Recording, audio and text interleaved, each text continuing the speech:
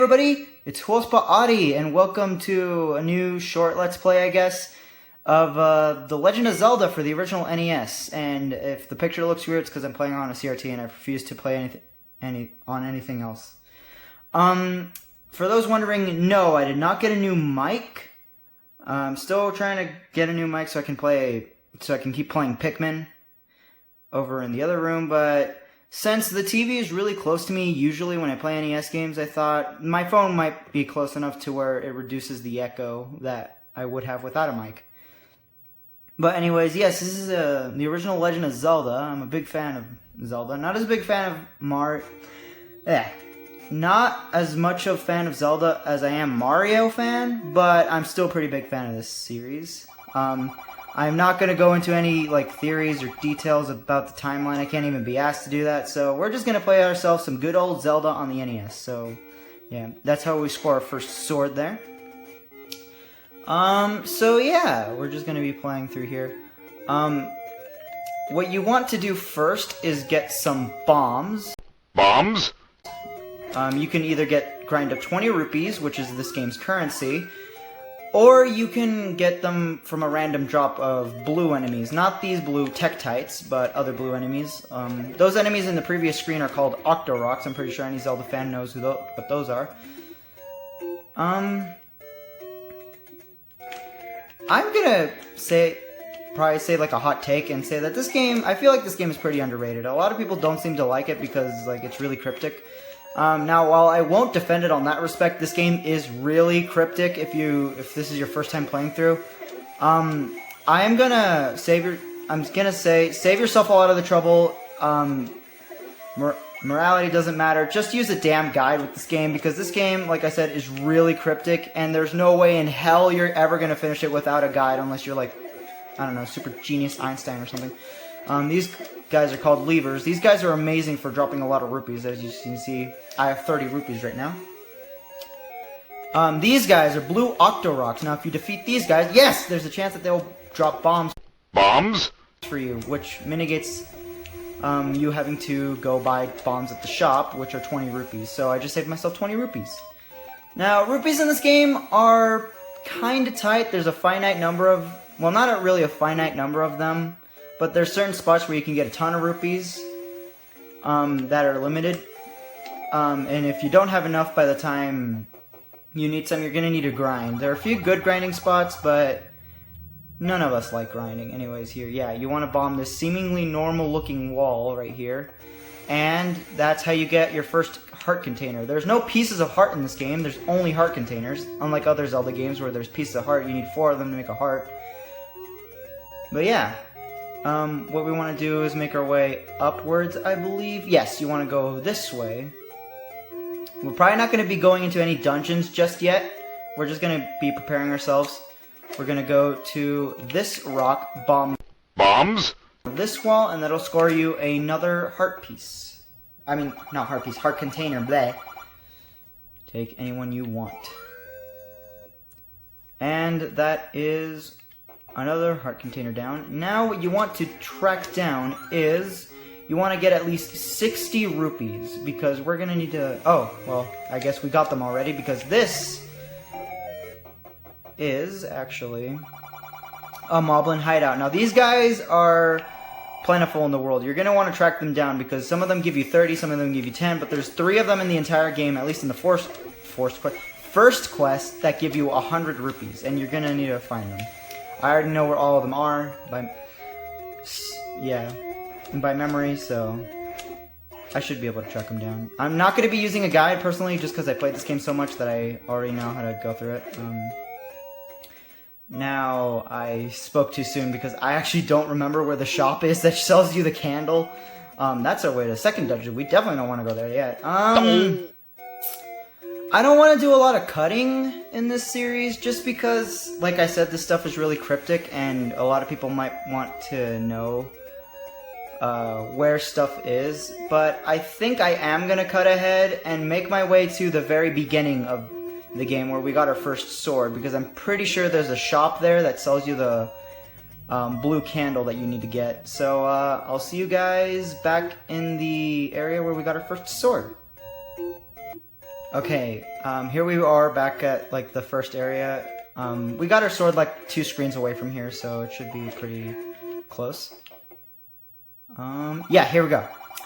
Buy something, will ya? That's the name of an Earthbound song! Yeah, we want to get the blue candle. Now, I guess just to show it off, I'm pretty sure just because, there's another hidden moblin hideout, I believe, here. What? Ah, no! I wasted my bomb! It's this door, not this one. I'm an idiot. Okay, well, we're gonna need to go back there once we get enough bombs. Bombs? And yes, just to show you, yeah, that's where the door was where we got our first sword. Now we can get yet another heart container close by here once we have the blue candle. Shoot, I keep getting hit. I'm not very good at this game, if you couldn't tell. Well, I'm not very good at games in general, but I seem to die a lot in this game. Now, this is one of those games that I feel it gets progressively less difficult the more you go through it because, well, I could say that about a lot of Zelda games because, you know, you get more health, you get more abilities. Oh yeah, that's a secret shop. We're gonna need to save up 90 rupees for the big shield later. Just to know that that's there. I didn't mean to go back in here. No, shut up, shut up! Okay. Yeah, I could say that about a lot of Zelda games, that the very beginning is probably one of the hardest parts in the game. I believe it's the 5th bush. Yeah, okay. And here's the last heart piece we can get here. Or heart container! I keep messing it up. Okay. There's a last heart container that we can get for a while. Okay, there we go. Now we're gonna be grinding up some rupees and finding out some moblin hideouts. While we're finding those, I guess we'll talk about this. I can say that about a lot of Zelda games because, like, the further you go into it, the more health you get throughout the game, and the more abilities and more used to the controls you get used to. So I feel like the beginning of the Zelda games are harder than, like, later on in the Zelda games. At least for me, I don't know if anyone else feels that way. It's like Earthbound, where I say you don't have a lot of HP, so you can't really take advantage of the rolling hit point counter a lot. So that's why I find it harder. Yeah, here we go. Now, actually, should I try and do this now? Yeah, I will. Now that we've gotten over 5 heart containers, we actually can get another sword upgrade. And it's right around here. Now, the reason I was debating on doing this is because there's actually a blue Lionel guarding that sword, and these guys can basically kill you really fast, so I need to be careful. It's a little also based off RNG, see if he spawns in the wrong spot. No, he's gonna kill me in 2 hits if he does land both of them on. Well, actually, he's now gonna kill me in 1 hit, because I believe he does like 2 hearts worth of damage. Oh shoot. Run, run, run, run, run, run! Yeah! I got it. Okay, good. Master using it, and you can have this. Once you have 5 hearts, you are now allowed to have the white sword, which does double damage that the wooden sword did. Get away from him. You cannot block his sword beams unless you have the big shield, which we'll be getting. Oh, well, I walked into the wrong part of town. That area will just keep repeating no matter what direction you go to. You have to either go up 4 times, which will be the entrance to the 5th dungeon, or you have to leave to the left, which will put you in the area I'm in right now. And jeez, I'm really close to dying. Okay. Well, since we're gonna need to go for rupees anyways, I'm gonna cut ahead again and go to near where we got the shop that revealed the big shield. Actually, well, we're right here, basically, so I don't really need to cut ahead. Because right next to this shop, a couple screens away from it, is another moblin hideout that will give us 100 rupees, and also a fairy fountain, which will fully heal Link if he crosses into it. And there's a bunch of glitches happening on the screen. I don't know. Huh. Yeah, I'm playing this off of an original NES, not a top loader, so yeah, connection issues with the cartridge and stuff. I know a lot of people are gonna say, just get a damn top loader, but honestly, I don't know if I'm the only one that feels this way. I love how the original NES looks, and I do not like the top loader. The look of the top loader. The look of the top loader is just really bland to me, and I don't know. I just really like the gray box NES that I have. I don't like the top loader. Like, sure, I'd buy it because it's a more functional NES than the original, but yeah, you can see that we could take those out in less hits. But I don't know. It just looks so bland to me. I just do not like the top loader in that sense. I like how the original NES looks. Anyways, it's secret to everybody. Okay, so now that we have 100 rupees, we're gonna want to go to the shop that has the big shield, and we're gonna need to go buy it. Now, that's not actually the last thing we're gonna do in the overworld, because there's actually one more thing that we have to do. But I promise we're gonna go to Dungeon 1 soon. This series is a really short one, so that's another reason I figured that I can record it while I get myself on another mic. And then just continue Pikmin. I really like Pikmin. Speaking of Pikmin, actually, I'm gonna go off on a tangent here. I'm actually really excited for, like, that new Pikmin Go, as everyone's calling it, to come out, because, like, I don't know, Pikmin makes a lot of sense for that kind of app, because, you know, you just walk around, get a bunch of hordes of Pikmin, then raise them, and then train them to fight other monsters. It's a really cool idea. I feel like I play it a lot more than Pokemon Go. Anyway, I never really played Pokemon Go when I was big. Like, I'm a fan of Pokemon, but not that big of a fan. I've only played, like, Red and Diamond, and that's about it. I never played any other Pokemon game. Mostly because, like, you know, when I was a kid, I only bought Mario games. And I actually was not a big fan of Zelda when I was a kid. I didn't begin being a fan of Zelda until I was, like, 11 or 12, because, like I said, I got my jollies from Mario back at that age. You're going to want to go down here, because, I believe it's this statue? No? It's not? Is it this one? Yes, it is. Okay, I'm going to die. I'm going to die. This would be a really bad place to die. You get 30 from that. Now, hopefully I can make it to the other rupee spot that I'm going to go to, and this is the wrong way. I'm going to have to go up. Hopefully one of you drop a heart or a fairy. Damn it.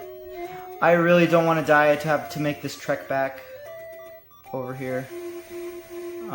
Before you go on, I believe you want to go up here. And yeah, you want to go into this door.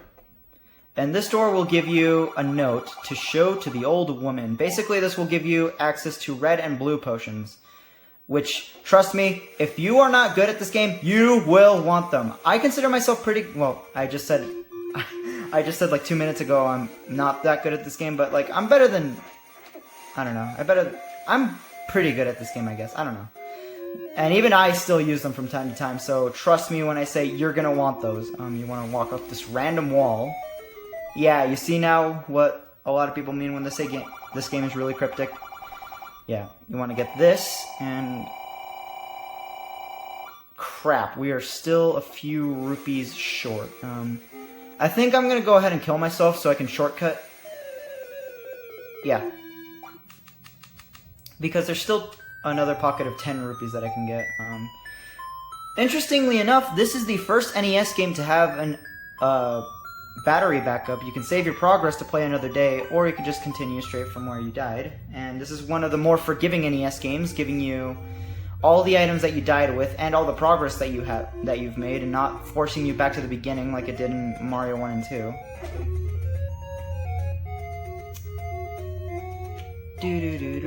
I might actually play Mario, like the Mario NES games. Like I said, I'm a much bigger fan of Mario games, and I have all of them. Maybe not Mario 2. I'm not too fan of Mario 2. I'm not too fond of Mario 2. It's a good game. I just really do not like the life system in that game, how it's luck-based. I know there's timing to it, and I like how I'm going off tangents of... Oh, thank God. I like how I'm going off tangents of different games rather than focusing on Zelda. But yeah, I don't really like the life system, how it's luck-based. I know there's, like, a timing to it that a lot of people tell me that there is. But I could just never get it, and just the fact that there's limited continues in that game and it sends you all the way back to the beginning if you use them up. Like, I can consecutively beat it now, yeah, but I have to really be on my A game, and playing Super Mario Bros. 2 while doing live commentary doesn't sound too easy for me, so yeah. Anyways, what you're gonna want to do is get exactly 250 rupees. Ironically, the max amount of rupees that you can ever hold at a time is 255. Normally I'd be grateful for a fairy, but I'm kind of looking for one more rupee. Okay, come on, guys. Oh, heart, okay. Yeah. I don't think I've explained it, but every time you're at full health, if you strike your sword, you'll shoot out a beam, which will do the same amount of damage as your sword. Yeah, okay, there we go. So now that we have 250 rupees, I almost said 200 rupees, and I'm like, what? That doesn't make any sense. You want to make yourself... I don't even know what I'm saying. I need to get back into the swing of things, because I don't even know what the hell I'm talking about half the time. Anyways, you want to go up here, touch this Armos, and, yeah. Sometimes if you awaken them, they'll start speeding up really quickly. And you want to get the blue ring. This will double your defense. And you'll also want to remember the shop for later, because that's the cheapest place you can get that, that steak. And, one of my friends sent me a message. I'll answer that after I'm done recording. Hooray! That friend has built a bunch of cool stuff over, like, the quarantine. Like, I may have been rude to him, but, like, I really think it's fantastic, like, the stuff he's built. I'm not going to be specific because I don't want to, like, you know, say stuff about him without his permission, because, like, maybe he doesn't want to be in the online world, but I guess he is now, so if you're watching, dude, sorry. Anyways, now that we've finally prepared everything for the first dungeon, we're going to go there now. And I actually went the wrong way, because I'm an idiot, and I wasn't thinking, because I got the text, and I was like, oh, where am I going? But yeah, anyways, you want to go up here. Now, for the next, I guess, few parts, we're mainly going to be going through dungeons. We're not going to be doing all too much in the overworld until dungeon 5, I believe. Because that's when we're going to get a lot of more stuff that we can get in the overworld, but we can't really access that stuff. I'm sorry if I'm, like, really hesitant on saying stuff, because, like I said, Mario, played that a lot more times than Zelda, and my memory is not as clear as it is in Zelda, so I might be forgetting about a bunch of stuff, so if I forget about something super obvious, please don't kill me. Anyways, speaking of forgetting about something obvious, if you actually enter this dungeon, leave, and come back into the dungeon, that locked door will remain unlocked now. That's the only time this ever happens in the entire game, which is pretty useful. Because it's a lot more useful than you think, because in this Zelda game, the keys can be used in any dungeon. There's no dungeon-specific keys like in, say, A Link to the Past, which is probably my favorite Zelda game I've played.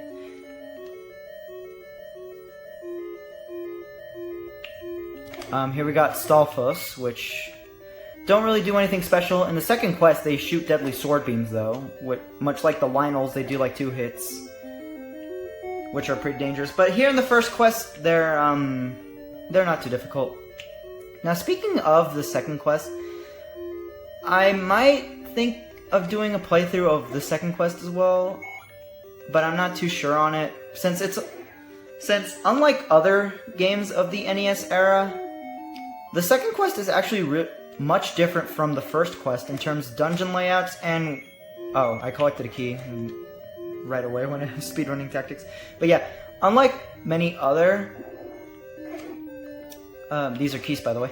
Many other NES games, the second quest is actually sizably different, warranting another playthrough than the first quest, because there's completely different dungeon layouts, different mechanics within dungeons, and also like I said, the enemies behave differently, and also all the overworld secrets have been moved. Well, some of them have been moved. Anyways, here's the compass. This will show you where the dungeon boss resides. Well, not really the dungeon boss, but the Triforce resides, the piece of Triforce. Now, strangely enough, this game only has the Triforce of Wisdom and the Triforce of Power. It has no Triforce of Courage. That wouldn't appear until the next game, Link's Adventure, or the Adventure of Link, if you want to get technical. Like I said, I know like almost nothing of the Zelda timeline, so don't ask me to like teach anyone about it. And if I get stuff wrong, again, please don't kill me. I am not. I wouldn't consider myself a Zelda noob, but I wouldn't consider myself a Zelda fanatic. Well, I would consider myself a Zelda fanatic, but not a Zelda genius. There's a difference. So yeah, you just want to keep going. This dungeon is pretty straightforward. These guys are called gels, I believe. Basically taken out in one hit. They rarely drop anything, so don't expect them to get your health back. This is one of the very few dungeons in the game that has 2 treasures rather than just one. This has the bow and the boomerang. If you want to get the bow, you're going to have to go here. These are Gorias, which are much less annoying than they are in Zelda 2. Trust me. And was that a key, or what was that I grabbed? Because again, speedrunning tactic, they spawn right on top of it. But anyway, yeah. I don't know what these are called. I don't know if they have an official name. They're just there. You just walk in the middle of them and just wait for them to strike and then go for it. Here we found the bow. Which we actually cannot use yet because we don't have the arrow, which we're going to need to buy for 80 rupees later on. The bow in this game is not really that useful. I don't really like to use it all that much. Strangely enough, even though you buy an arrow for the game, I guess you have to use rupees instead of flint. So you basically waste a rupee every time you shoot an arrow, even though you bought it for 80 rupees prior. So, yeah. Which is kind of weird. Here's more Gorias. Oh my god, these are so much easier to deal with than they are in Zelda 2. If I haven't made it obvious enough already, well, here's the boomerang. Now, strangely enough, the boomerang is the only weapon in the entire game that can fire in 8 directions. You can fire up, down, left, right, and you can also fire in the 4 diagonals if you hold the D-pad in said diagonal. It's a pretty cool sub-weapon, but it doesn't really do any damage. It more or less stuns enemies like that. These are... Oh, no! Oh, no! Crap. Those are wall masters. It's in true Zelda fashion. If they capture you, go back to the beginning of the dungeon. So I'm going to cut ahead until where I was in the dungeon. Okay, now back to where we were. Yeah, wall masters, if they catch you, they bring you back to the beginning of the dungeon. That there, what I grabbed was a stopwatch that will stop every enemy in the entire room. And it will also stop these wall masters from coming out, which is pretty cool. Unlike other games in Zelda, though, these guys are not infinite. You can actually kill them. You can actually destroy them and kill them permanently in a room. Now, here's the first dungeon boss, which is Aquamentus. This is possibly the most laughable boss in the entire game. Just strike him in the horn and he's dead. That's about it. Every dungeon boss will drop a heart container. And here is the first piece of Triforce. Join me next time on Zelda for the NES, where we go to the second dungeon. See you guys next time. Oh yeah! Yahoo!